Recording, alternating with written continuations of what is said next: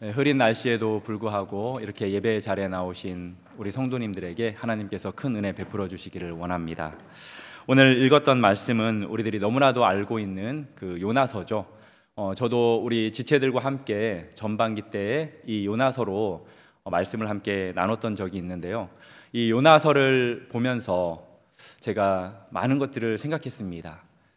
요나와 나하고는 좀 다른 부분들도 상당히 많이 있다라는 것도 느꼈고, 또 어떤 부분은 요나랑 나랑 많이 비슷하구나 라는 그런 생각을 갖게 되었습니다.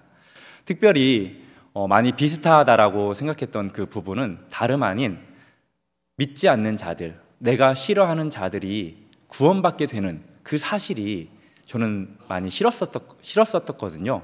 그래가지고 그게 요나랑 나랑 상당히 비슷하다라고 그렇게 생각했었습니다. 성경은 어떤 책입니까? 하나님의 사랑 이야기죠. 하나님께서 어떻게 우리들을 사랑하셨는지, 또 어떻게 우리들을 구원하셨는지에 대한 내용이 바로 성경입니다. 이 요나서도 어떤 내용으로 가득 차 있냐면 구원과 관련된 내용으로 가득 차 있습니다. 다른 내용, 다른 주제들에 대해서도 언급할 수 있지만 특별히 구원에 대한 이야기를 담고 있는 게 요나서입니다. 1장에서는 선원들의 그 구원 이야기, 그리고 2장에서는 그 요나의 구원 이야기, 3장에서는 니느웨 사람들의 구원 이야기, 이렇게 구원과 관련된 말씀으로 기록된 책이 바로 이 요나서입니다. 하나님께서는 이 요나를 니느웨로 보내서 그 성에 대한 심판을 명령하고 그 성이 회개하기를 원하셨습니다. 요나는 어떤 마음으로 그 성에 갔을까요? 하나님의 마음과는 다르게 그 성이 하나님께서 심판하실 것을 기대하면서 갔던 것 같습니다. 왜냐하면 그 사실을 1절 말씀을 통해서 우리가 확인할 수 있게 되는데요. 우리 다시 한 번만 1절 말씀 보도록 할까요? 시작. 요나가 매우 싫어하고 성내며. 요나가 매우 싫어하고 성냈습니다. 왜 그럴까요? 자신의 생각과 하나님의 생각이 달랐기 때문입니다. 우리 성도님들은 선지자에 대한, 목회자에 대한 어떠한 이상들을 가지고 있습니까? 하나님에 대해서 절대적으로 순종하고 양떼들을 사랑하는 그러한 사람이 선지자요, 또 목자라고 생각하시겠죠. 성경에 나오는 수많은 선지자들의 모습이 그런 모습입니다. 그런데 또 요나의 모습을 보면 상당히 다른 모습을 보게 됩니다. 선지자로서 죄인들의 회개를 도와야 되고, 또 죄인들이 회개하면 응당 하나님의 마음을 깨달아서 기뻐해야 되지만 요나는 지금 그런 마음을 갖지 못합니다. 매우 싫어하고 성냈다라고 그렇게 기록하고 있습니다. 우리 성도님들 일본에 대해서 어떻게 생각하는지 모르겠지만 저는 예전에는 많이 미워했었습니다. 그러면 어떤 것을 전제할까요? 요즘은 그렇게 많이 미워하지 않다는 거죠. 예전에는 왜 그랬냐면 어린 나이 때, 그 어렸을 때 이렇게 공부를 통해서 36년 동안 일본의 압제를 받았던 우리 선진들, 그 조상들을 생각하면서 그 사실이 너무 안타까웠고, 무엇보다도 하나님의 백성들이 많이 죽음을, 그리고 고난과 고초를 당했다라는 그 사실 때문에 일본에 대한 반감이 심했었습니다. 그래서 일본이 빨리 이렇게 바닷속으로 가라앉았으면 좋겠다라는 그런 생각도 했었습니다. 마치 우리나라가 일본을 생각하는 것처럼 이 요나가 화를 낸 그 배경을 알기 위해서는 이스라엘과 아수르, 이 나라와의 관계를 살펴볼 필요가 있습니다. 이스라엘은 어떤 나라였습니까? 하나님께서 선택한 나라였습니다. 하나님의 백성이 되는 나라였죠. 그리고 죄로부터 유일하게 구원받을 수 있는 나라라고 자신들은 생각했습니다. 그리고 이 요나 선지자는 어떤 나라의 선지자였냐면 북이스라엘의 선지자였습니다. 그것도 여로보암 2세, 그 시대의 선지자로서 그 시대는 경제적으로 제2의 부흥을 이루는 시기였습니다. 하나님의 은총을 받고 있는 시기다라고 여겼겠죠. 그래서 이 요나 선지자는 매우 큰 나라에 대한 그런 자긍심과 자부심, 국수주의적인 그러한 생각에 많이 사로잡혀 있었던 것 같습니다. 그에 반해 아수르는 어떤 나라였습니까? 잔혹하기로 명성이 떨쳐진 나라였습니다. 그 지배를 하는 그 나라들에 대해서 가혹하게 행했기 때문에 전쟁을 일삼았던 그러한 명성을 얻었던 나라였습니다. 이 당시에는 당시 세력이 조금 이렇게 약해지기는 했음에도 불구하고 이스라엘에게는 여전히 위협이 되는 나라였습니다. 그리고 결국에는 해를 이렇게 입혔던 나라이기도 하죠. 그리고 니느웨는 그 나라의 심장부였던 수도였습니다. 그렇기 때문에 이 요나는 이 니느웨가 심판받지 않는 것에 대해서 별로 기분이 좋지 않았던 거예요. 자기 나라도 뭐 그렇다고 하나님을 잘 섬겼냐? 그렇지는 않았습니다. 그 당시에도 우상 숭배를 그리고 온갖 악을 자행했지만 그 불의가 하나님 앞에서 컸지만 그럼에도 불구하고 전혀 하나님을 알지 못하는 아수르, 정말로 온갖 악이 하나님께 상달되었다라고 1장에서 그 하나님이 직접 말할 정도로 악했던 나라가 바로 아수르 그리고 니느웨 성읍이었습니다. 도덕적으로 그리고 신앙적으로 부패했던 그 나라였기 때문에 이스라엘과는 비교할 수 없는 나라다, 반드시 하나님의 심판을 받아야 한다라고 생각했습니다. 그런데 그렇게 되지 않자 요나가 화가 났던 거죠. 매우 성냈다라는 이 표현은 어떤 의미를 가지고 있냐면 너무나도 분노가 극심해서 마음을 주체할 수 없는 뜨겁게 타오르는 상태를 의미합니다.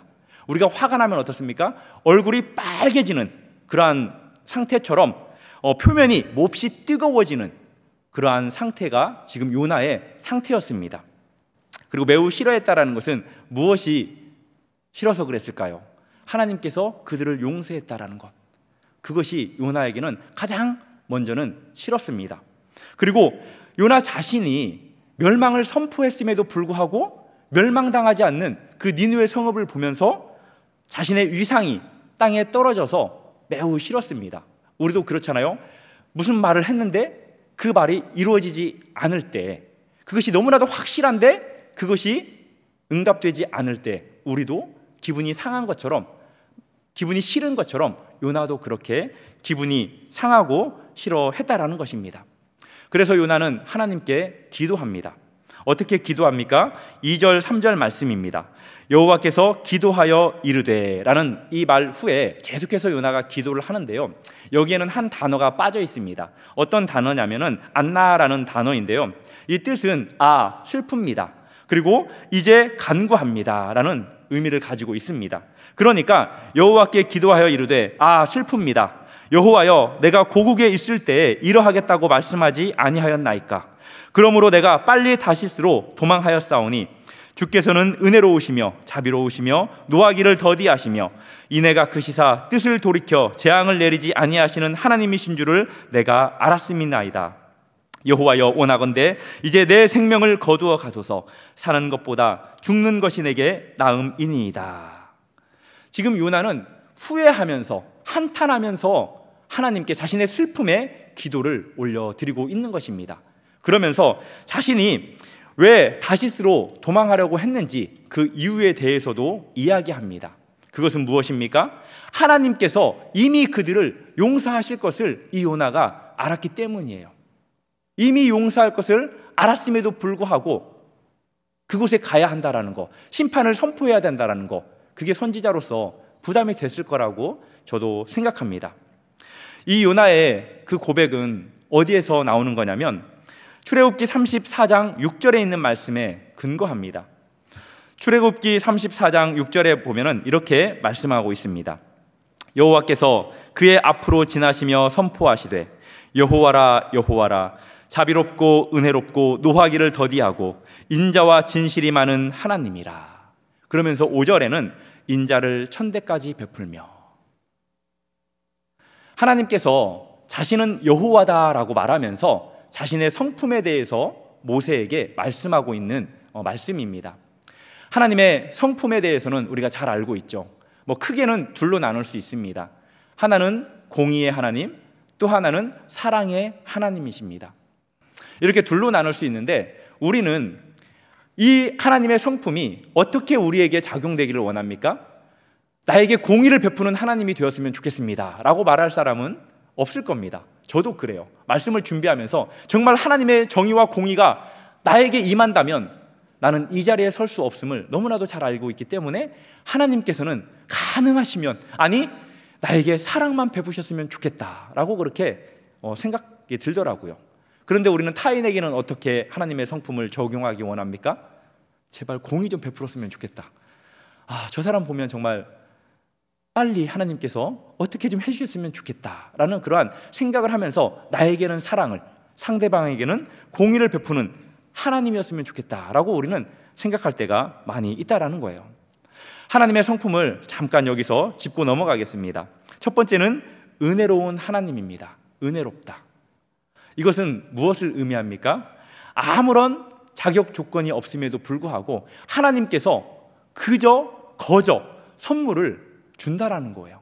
어떤 선물 받을 자격이 있어서 주는 것이 아니라 어떤 착한 일을 해서 어떤 노력에 의한 무엇인가를 선물을 주는 것이 아니라 그러한 자격이 없음에도 불구하고 하나님께서는 선물을 주시는 분이라는 거예요. 바로 그것이 우리에게는 구원이죠.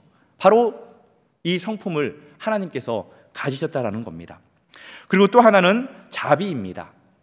이 자비라는 단어는 우리가 어머니를 생각할 수 있습니다. 그 자궁과 관련된 그러한 단어가 여기에서 쓰여지는데요, 여성들은 너무나도 잘 알고 있죠. 특별히 아이를 출산한 그러한 부모님이라면, 어머님이라면 그 아이에 대한 그 사랑과 그 애착, 그 관심을 어떻게 표현할 수 있겠습니까? 정말 우리 아내는 수많은 그러한 모성애를 보이기도 하지만 제가 어떤 목사님으로부터 들었던 그 이야기가 저는 지금도 마음에 많이 남아 있는데요. 그 사모님이 이 계단을 걸어가다가 아이가 이렇게 넘어져서 떨어지는 상황 속에서 몸을 날려서 그 아이를 받고 자기는 크게 다치는 정말로 그 모성애를 이야기를 해주는데, 그것처럼 우리 하나님께서는 우리를 그렇게 자비롭게 여겨주신다라는 겁니다. 그리고 또 하나님의 성품 중에 하나는 노하기를 더디하시는 분이라는 거예요. 긴 코를 가졌다라고 히브리 사람들은 생각했습니다. 왜냐하면 히브리 사람들은 화가 나면 어디에서 열이 난다라고 생각했냐면 코에서 열이 난다라고 생각했습니다. 그러니까 하나님께서 긴 코를 가지셨다라는 것은 쉽게 화를 내지 않는다는 거죠. 화가 나다가도 그 끝까지 가면서 그 열기가 식게 되겠죠. 그러니까 하나님은 노하기를 더디하시는 분이라고 그들은 생각했습니다. 그리고 인애가 크신 분이십니다. 인애가 크다라는 것은 언약과 관련이 있습니다. 언약이라는 것과 계약이라는 것의 차이점은 우리 성도님들이 잘 알 겁니다. 계약은 쌍방간에 이렇게 이루어졌다 하더라도 어느 한쪽이 파기하면 파기되는 겁니다. 그래서 물질적이든 경제적이든 어떤 손해를 입는 것이 계약이죠. 그렇지만 언약은 한 번 맺으면 파기할 수 없는 겁니다. 그 사람이 죽기 전에는. 근데 하나님께서는 우리가 어떠한 잘못을 할지라도, 무슨 죄를 짓더라도, 큰 죄든 작은 죄든지 간에 하나님께서는 그것을 개의치 않고 우리와 약속하신 그 언약을 끝까지 지키시는 분이라는 거예요. 그 인애가 천대까지 하나님께서는 베풀 정도로 크시다라는 겁니다. 그리고 마지막으로는 내리시려던 그 재앙마저 거두시는 그러한 성품을 하나님께서 가지고 있습니다. 죄인이 회개하면 하나님께서는 본인이 계획하시고 또 심판하시려고 또 재앙을 내리려고 했음에도 불구하고 그것을 거두시는 분이라는 거예요. 이미 그 심판에 대한 선언을 했다면 하나님께서 그걸 거두게 되면 어떻게 됩니까? 하나님의 명예가, 하나님의 영광이 떨어지겠죠. 그렇지만 그럼에도 불구하고 하나님께서는 그것을 감수하면서까지 죄인이 회개하면 심판을 거두신다라고 말씀하십니다. 그만큼 하나님은 죄인이 멸망당하는 것, 그것을 원하지 않는 분이라는 거죠. 어떤 신학자는 이렇게 말했습니다. 하나님의 계획 중에 죄에 대한 심판만큼은 항상 바뀔 가능성이 있다. 하나님의 계획 중에 죄에 대한 심판만큼은 항상 바뀔 가능성이 있다. 그만큼 하나님께서는 사랑이 많은 분이다라는 거예요. 요나는 하나님께서 죄인을 용서하시고 자비를 베풀어 준 것이 지금 싫어서 뭐라고 말합니까? 하나님, 사는 것보다 죽는 것이 낫다. 내 생명을 거두어 가라 라고 그렇게 하나님께 항변합니다. 그런 요나를 보면서 하나님은 뭐라고 말합니까? 내가 성내는 것이 옳으냐라고 말합니다. 지금 이 말은 어떤 말이냐면 타이르는 말이에요. 하나님이 내가 성내는 것이 옳아? 라고 말하는 것이 아니라 요나야, 내가 성내는 것이 옳으냐? 라고 그렇게 지금 타이릅니다. 시간을 주면서 자신이 깨닫기를 바람으로 인해서 하나님께서는 그렇게 말하고 있는 것입니다. 솔직히 요나가 하나님께 성낼 자격이 있나요? 우리도 하나님께 성내잖아요, 가끔씩. 하나님, 이게 옳습니까? 하나님, 이렇게 해준다고 하셨잖아요. 내가 지금 이렇게 살았는데 주일 성수하고 11조 드리고 내가 얼마나 많이 봉사했습니까? 그런데 왜 내가 이래야 됩니까? 라고 하면서 하나님께 원망하잖아요. 그런데 우리도 하나님께 원망할 자격이 있습니까? 깊이 생각해 보면 정말로 하나도 하나님께 원망할 자격이 없잖아요. 요나도 마찬가지입니다. 하나님께 원망할 자격이 없는 사람이에요. 왜 그렇습니까? 이 요나서를 읽어보면 이 니느웨로 가라고 했더니 다시스로 도망가질 않나. 그리고 물고기 뱃속에 풍랑을 먼저 만났죠. 풍랑을 만났음에도 불구하고 깨닫지도 않고 오히려 계속해서 그냥 차라리 죽겠다라고 그렇게 어떤 면에서는 그 세상 표현으로 자기를 하나님께서 이렇게 어떻게 해라 라고 하면서 그냥 자기 배를 들이내는 듯한 그런 모습입니다.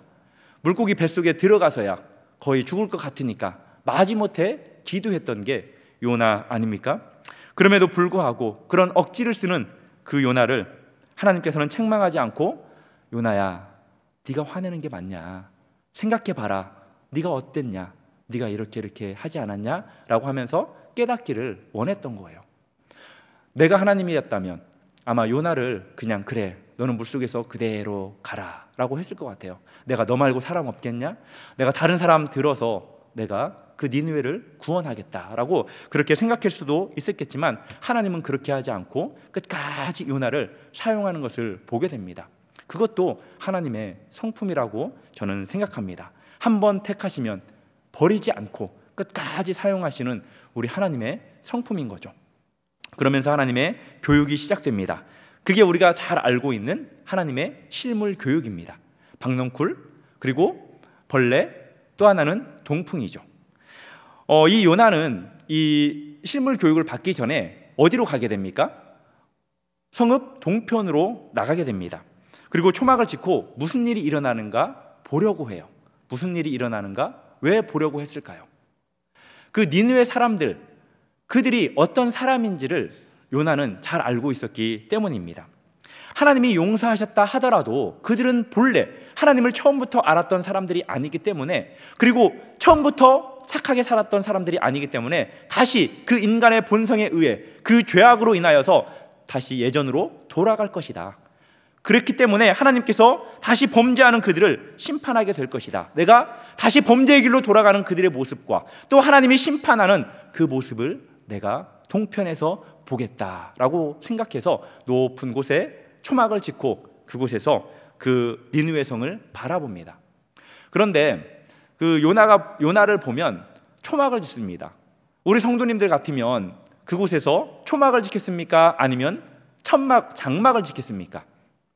저라면 장막을 지었을 거예요. 어디서든지 그 천막을 구해서 장막을 구했을 텐데 요나는 그렇게 하지 않고 초막을 짓습니다. 이 천막은 뭐 한번 쓰고 그리고 또 다시 재활용할 수 있죠. 그리고 뭐 뜨거운 해나 바람이나 또 바람으로부터 보호받을 수 있는 되게 유용한 그러한 거주지가 되죠. 그렇지만 초막은 어떻습니까? 일단 나뭇가지로 짓기 때문에 엉성합니다. 그리고 뭐 햇볕이든 바람이든 비든 온전히 그것을 통해서 보호받기는 어렵습니다. 그리고 두 번 다시 재활용하기 어렵게 되는 게 바로 초막입니다. 그런데 이 요나가 초막을 설치한 것은 무엇 때문이냐면 자신의 생각 때문이에요. 자신의 생각대로 이루어질 것이라는 그러한 확신 때문에 그가 굳이 천막을 빌려서 짓지 않고 그냥 주변에 있는 나무들을 가지고 초막을 지켜야 됩니다. 나뭇가지로 엉성하게 만들어진 그 초막들 사이로 햇볕을 온전히 피하기는 어려워서 우리 하나님께서는 무엇을 준비해 주십니까? 박넝쿨을 준비해 주십니다. 여기에서는 박넝쿨을 예비해 주셨다라고 그렇게 기록되어 있죠. 뜨거운 태양까지도 차단해서 그늘을 제공해 주시기 위해서 하나님께서는 그렇게 박넝쿨을 예비하십니다. 중동 날씨가 어떻습니까? 가보신 분들은 아시죠? 그리고 우리는 뭐 안 가봤어도 TV를 통해서 잘 알고 있습니다. 그곳의 날씨는 대략 50도에 육박합니다. 밖에 나가면 거의 찜통 같아요. 저도 2010년도에 잠깐 며칠 동안 그곳에 갔다가 특별히 사막에서 이렇게 버스를 타고 이동하던 중에 광야에서 잠깐 내려서 뜨거운 그 열기를 한번 경험해 봐라라고 해서 내렸었던 적이 있었습니다. 그런데 내리자마자 정말로 숨이 턱턱 막히고 그 뜨거운 태양은 머리를 이렇게 막 혼미하게 만들 정도로 멀리 갔다가는 내가 죽겠구나라고 생각해서 조금만 걸어갔다가 바로 이렇게 버스로 돌아왔었던 적이 있습니다. 하나님께서는 그 뜨거운 50도가 넘는 그 뜨거운 태양볕에서 그 괴로움을 면하게 하려고 구원해내기 위해서 박넝쿨을 준비해 주신 겁니다. 그런데 그 박넝쿨이 신기하게도 하루 만에 엄청 자란 거예요. 생각해 보세요. 우리가 어떤 식물을 심었을 때 하루 만에 엄청 자라는 식물이 있던가요? 그렇지 않잖아요. 수많은 날짜들을 보내면서 시간들을 보내면서 자라는 게 보편적입니다. 이것은 무엇을 의미할까요? 전적으로 하나님께서 하셨다라는 것을 의미합니다. 이 박넝쿨에 대해서는 정확히 어떤 것이다 라고 말하기는 어렵지만 대략 제가 이제 자료를 이렇게 찾으면서 이렇게 획득했던 그 정보에 의하면 이 줄기는 대략 3m까지 자란다고 합니다. 3m면 상당히 큰 거죠. 요나가 앉아서 그 초막 안에서 지내기에 충분한 그만큼의 높이만큼 자랍니다. 그리고 그의 잎은 어느 정도 되냐면 한 30cm 정도 된다고 합니다. 지름이 뭐 30cm 정도, 그러면 한 이 정도 되는 거죠. 그게 이제 왕성하게 무성하게 이렇게 자라게 되면은 충분히 햇볕을 다 가릴 수 있는 그런 모습이 될 거라고 생각합니다. 그러면서 이 박넝쿨이 자랄 때 이 요나서에 보면은 어떻게 하나님께서 예비하셨냐라고 할 때 하나님의 그 이름에 대해서 어떻게 말하냐면 하나님 여호와께서 박넝쿨을 예비하셨다라고 말합니다. 아도나이라고 한 게 아니라 여기에 사용된 것은 여호와 엘로힘이라고 그렇게 사용되었습니다.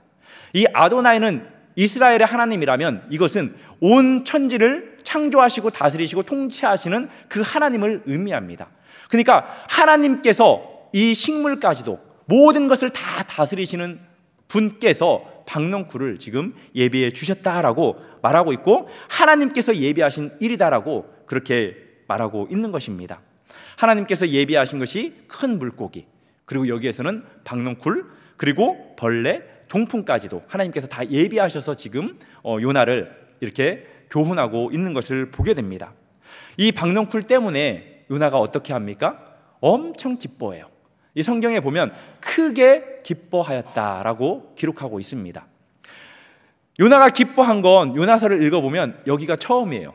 요나가 기뻐할 일이 왜 없었겠습니까? 어디에서 가장 크게 기뻐했어야 했을까요? 그것은 물고기 뱃속에서 살아나왔을 때 아마 요나가 크게 기뻐했어야 한다고 저는 생각합니다. 그런데 거기에서는 요나가 기뻐했다라는 표현이 없어요. 그런데 이 박넝쿨 때문에 요나가 크게 기뻐합니다. 요나는 상당히 자기 생각이 많은 사람인 것 같습니다. 저도 그래요. 뭐 이런 일이 있었을 때 하나님이 이래서 이렇게 해줬구나, 저런 일이 있었을 때는 하나님이 저래서 저렇게 해줬구나 라고 저 혼자도 많이 생각하는데 요나도 그랬던 것 같습니다. 자기는 딸랑 그냥 초막을 지었는데 갑자기 하룻밤 자고 났더니 박넝쿨로 다 덮여져 있는 거예요.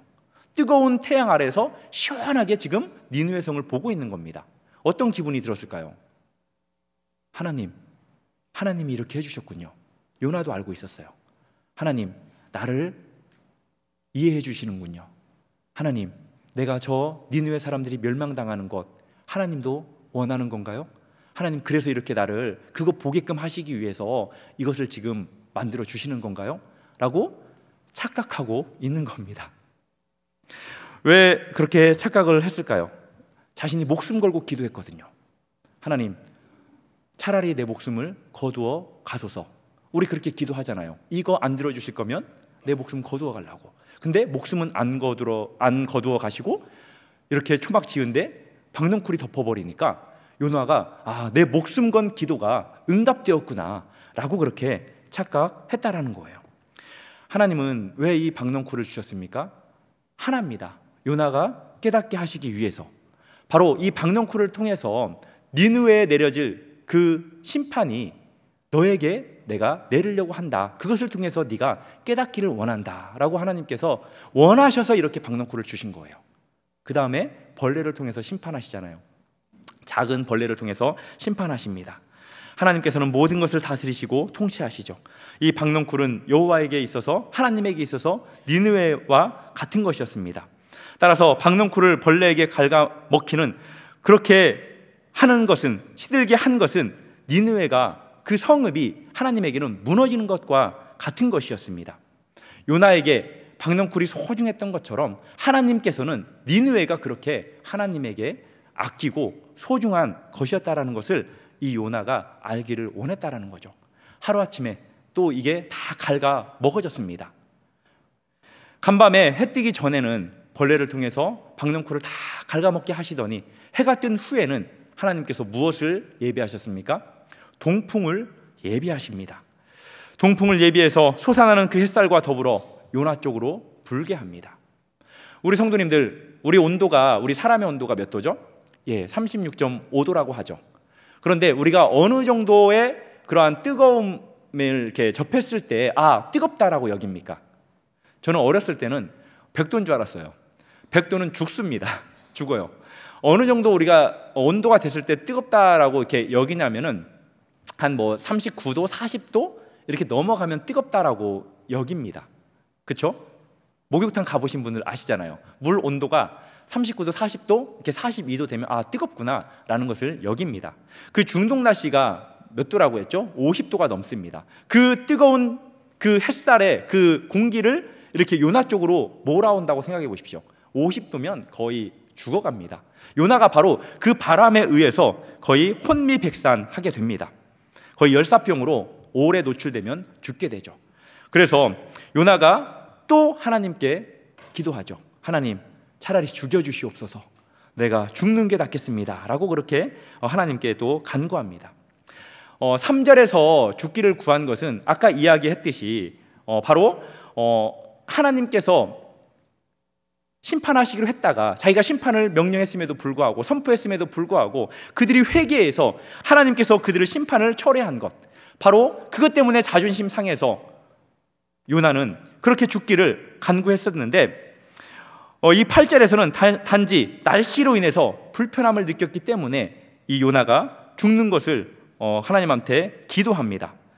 자신의 머리를 서늘하게 해주었던 그 박넝쿨이 시들어 죽자 그는 하나님, 나를 죽여주세요 라고 말하는 거예요. 이 요나가 지금 이렇게 말하는 것은 이 박넝쿨을 사람보다도 더 중요하게 여겼다라는 거예요. 사람보다도 이 요나는 박넝쿨을 더 소중하게 생각했다는 거죠. 사랑하는 성도 여러분, 우리도 이렇게 어떤 것을 더 소중히 여겨야 되는지 잊어버리고 또 착각하고 망각하는 경우가 있습니다. 이 세상에 생명보다 더 소중히 여길 게 무엇입니까? 아무것도 없다라고 생각합니다. 생명이 있어야, 건강이 있어야 그 뒤에 따라오는 것이 합당하기 때문입니다. 사람 생명보다 더 중요한 것은 없습니다. 이 요나가 바로 그 생각을 못하고 있었어요. 이것은 어쩌면 우리들도 마찬가지고 또 예수님 당시에도 바리새인과 서기관들도 마찬가지였습니다. 그들은 사람의 생명을 구하는 일보다, 죄인이 회개하는 것보다도 안식일을 준수하고 금식하고 율법을 지키는 것을 더 소중히 여겼습니다. 예수님께서 이 땅에 오셔서 정말로 그들을 구원하는 일, 생명을 살리는 일, 그 일을 하는 그 예수님을 핍박하고 죽이려고 했던 그 사람들이 바로 바리새인들과 서기관들이었습니다. 이런 요나와 같은 그러한 사람들이 바리새인들과 서기관이었고 또 우리들의 모습은 아닌지 생각해 봐야 할 것입니다. 여기에서도 요나가 성내잖아요. 박넝쿨로 성냅니다. 동일하게 하나님은 이 요나에게 질문합니다. 박넝쿨로 성내는 것이 내가 옳으냐라고 그렇게 질문하죠. 4절에서는 이 하나님의 질문에 요나가 답변을 하지 않아요. 참 당황스럽죠. 하나님이 질문하는데 답변을 하지 않아요. 상당히 묵인했던 그 요나였다면 여기에서는 바로 답변하는 요나의 모습을 보게 됩니다. 뭐라고 고백합니까? 내가 성내어 죽기까지 할지라도 옳습니다 라고 말합니다. 이 말은 쉽게 말해서 야, 네가 성내는 것이 옳으냐라고 하나님이 질문했을 때 하나님, 옳다뿐입니까? 저는 화가 나서 죽겠습니다. 차라리 죽는 게 낫겠습니다 라고 그렇게 말하는 거예요. 이것은 요나의 피해의식에서 나온 말입니다. 왜 그럴까요? 하나님이 요나도 사랑하지만 자기보다 지금 현재 상황 속에서는 니느웨를 더 사랑하는 것 같다고 그가 생각했기 때문이에요. 자기는 하나님의 선지자임에도 불구하고 하나님의 일을 하는 하나님의 종인데도 불구하고 자기는 지금 하나님의 그 종으로서 면목이 없는 상황에 처해 있기 때문에 마땅히 심판받아야 할 그 니느웨 백성들이 심판받지 않고 구원받는 것 때문에 하나님이 나보다 저들을 더 사랑하는구나 라고 그렇게 피해 의식 속에서 불평하는 그 말을 하나님께 하고 있는 것입니다. 하나님은 그런 요나에게 이렇게 말합니다. 요나야, 박넝쿨 때문에 성내는 것이 옳지 않다 라고 말합니다. 네가 박넝쿨을 잘하는데 어떤 수고라도 했냐? 네가 어떤 노력이라도 했냐? 라고 그렇게 말합니다. 너는 권리나 주장을 펼칠 수가 없는 사람이지 않냐? 라고 그렇게 말한다는 거죠. 만약에 요나의 그 성냄이 옳다면 그것보다 훨씬 더 소중한 그 니느웨 성읍이 여호와께 멸망당하지 않고 회개하는 것, 하나님이 아끼는 것, 이것은 두말할 나위 없는 것 아니겠습니까? 그래서 하나님께서는 10절에 이렇게 말합니다. 여호와께서 이르시되 내가 수고도 아니하였고 재배도 아니하였고 하룻밤에 났다가 하룻밤에 말라버린 이 박넝쿨을 아꼈거든. 하물며 이 큰 성읍 니느웨에는 좌우를 분별하지 못하는 자가 12만여 명이요 가축도 많이 있나니 내가 어찌 아끼지 아니하겠느냐. 내가 아끼지 네가 아꼈던 그 박넝쿨이지만 내가 아꼈던 것은 바로 니느웨 백성들이다 라고 지금 하나님께 말하고 있는 겁니다. 하찮은, 여기서 박넝쿨이라는 이 말을 한 것은 하찮은 것을 의미합니다. 네가 그렇게 하찮은 것을 아꼈냐? 나는 정말 귀중하고 소중한 것을 아꼈다라고, 아낀다라고 말하고 있는 거예요. 네가 수고하고 재배도 안 했지? 나는 니느웨 백성들에게 수고하고 재배했다. 그것은 무엇으로 나타나는 겁니까? 장차 예수 그리스도의 십자가의 죽음을 통해서 나타나는 것 아닙니까? 주님께서 그 모든 죄를 짊어지고 죽으심으로 인하여서 모든 사람들이 예수를 믿으면 구원에 이르게 되는 것 아니겠습니까? 하나님이 아끼시는 것, 그것은 세상에 그 어떠한 것이 아닌 바로 생명입니다. 우리 말씀 한번 같이 읽어볼까요? 마태복음 16장 26절 말씀인데요, 같이 읽겠습니다. 시작. 사람이 만일 온 천하를 얻고도 제 목숨을 잃으면 무엇이 유익하리요? 사람이 무엇을 주고 제 목숨과 바꾸겠느냐? 지금 뭐라고, 무엇이 중요하다고 말하고 있습니까? 목숨, 생명이다라고 말하고 있습니다. 온 천하보다도 더 귀하고 소중한 것이 바로 생명이라고 말하고 있는 거예요. 그리고 누가복음 15장 7절 말씀 한번 읽어볼까요? 시작. 내가 너희에게 이르노니 이와 같이 죄인 한 사람이 회개하면 하늘에서는 회개할 것 없는 의인 99으로 말미암아 기뻐하는 것보다 더하리라. 아멘. 죄인 한 사람이 회개하는 것을 하나님께서는 너무나도 기뻐한다라고 말씀하고 있어요. 죄인 한 사람의 그 생명이 구원에 이르는 것, 그것을 우리 하나님께서는 기뻐한다라는 겁니다. 사랑하는 성도 여러분, 요나서는 어떤 책이라고요? 구원과 관련된 책입니다. 특별히 이방인의 구원에 대한 말씀입니다. 우리가 잘 알고 있듯이 하나님께서는 이 믿는 사람의 그 조상을 삼기 위해서 누구를 택하셨습니까? 아브라함을 택하셨습니다. 창세기 12장에 보면 아브라함을 택해서 이스라엘 백성의 조상으로 그 삼을 때에 그 후손들 뿐만 아니라 천하 만민까지도 하나님께서는 구원의 대상으로 계획하셨다라고 분명히 말씀하고 있습니다. 하나님의 구원 사역은 이스라엘 뿐만이 아니라 다른 나라 사람들도 포함되어 있다라는 거예요. 특별히 니느웨 성읍은 하나님과 관련 없는 그러한 이방 나라였습니다. 극악한 죄악을 지었던 자들이며 또 죄 속에 살아가는 그러한 악인들이었습니다. 그럼에도 불구하고 니느웨 성읍의 회개와 그 구원은 하나님께서 장차 예수 그리스도를 통해서 모든 민족, 아수르의 니느웨와 같은 사람일지라도 구원의 은총을 베푸실 것을 예고하는 그러한 사건임을 우리가 알아야 합니다. 가끔 이런 질문을 하는 사람이 있어요. 왜 전도해야 되죠? 어차피 하나님께서 하나님의 사람들을 구원하실 텐데, 그리고 왜 선교해야 되죠? 라고 질문하는 사람들이 있습니다. 우리는 그런 사람들에게 어떻게 대답해야 할까요? 이렇게 대답해야 한다고 생각합니다. 하나님이 찾으시는 그 한 사람을 하나님은 우리를 통해서 찾기 원하시고 우리를 통해서 살리기 원하시기 때문입니다 라고 답해야 됩니다. 하나님이 아끼시는 것, 그것은 생명입니다.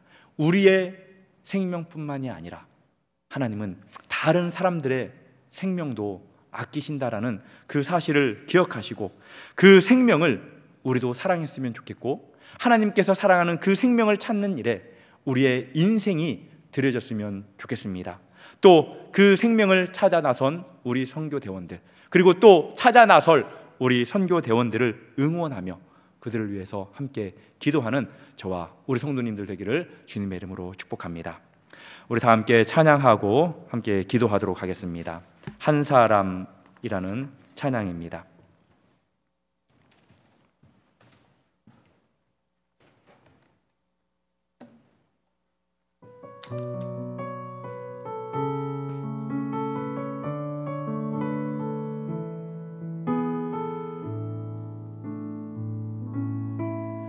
이 세상에 구원받아야 할 사람이 만일 나 하나뿐이었다 할지라도 오직 나 하나만을 위하여 십자가 지시고 걸어가셨을 오직 한 사람, 주를 위해 세운 위대한 계획보다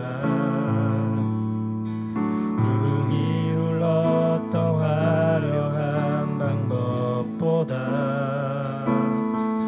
주님 눈물이 흘러가는 곳으로 내 눈물도 함께 흐르며 주만 섬기리. 이 세대를 향한 아버지의 마음을 잃어버린 한 사람, 주께 돌아오는 것 주님이시라면 마땅히 가셨을 그곳으로 그토록 찾으시던 천하보다 귀한 한 사람에게로 이 세대를 향한 아버지의 마음은 잃어버린 한 사람, 주께 돌아오는 것 주님이시라면 마땅히 가셨을 그곳으로 그토록 찾으시던 천하보다 귀한 한 사람에게로. 이 시간 함께 기도하고 저문을 나설 때 먼저 말씀을 생각하며 주님께서 주신 그 은혜를 생각하며 하나님께 결단했으면 좋겠습니다. 무엇보다도 이 세대를 향한 하나님의 마음을 우리에게 달라고 기도했으면 좋겠고요, 그 마음이 우리 안에 회복되게 해달라고 기도했으면 좋겠습니다. 그리고 하나님께서 원하는 그곳에 순종함으로 나아가는 우리가 되게 해달라고 기도했으면 좋겠고요, 우리를 통하여서 정말로 주께서 그토록 찾으시는 그 한 사람이 찾아지는 일에 우리가 쓰임받게 해달라고 기도하시고, 우리 자신의 그 구원 이름이 우리를 통하여서 우리의 가족들, 우리의 친척들까지도 확장되기를 하나님께서 원하십니다. 하나님, 복음의 등불로 나를 사용해 주시옵소서. 그들도 주님이 사랑한다라는 것을 내가 알게 하여 달라고, 나를 통하여 많은 영혼들이 주께로 돌아오는 일에 쓰임받게 해달라고 우리 기도하고 또 각자 기도의 제목들 하나님 앞에 아뢰고 자유롭게 돌아가도록 하겠습니다. 기도하며 나가겠습니다. 하나님 아버지 감사합니다. 하나님, 시간 말씀을 통해서 우리 각자에게 주신 아버지 그 은혜가 있을 줄 압니다. 하나님, 요나와 같았던 우리의 마음을, 하나님 나의 마음을 주님께서 기경하여 주시기를 원합니다. 하나님의 마음을 아버지 올바로 알기를 원합니다. 하나님이 어떤 마음을 아버지 가지셨는지 알기를 원합니다.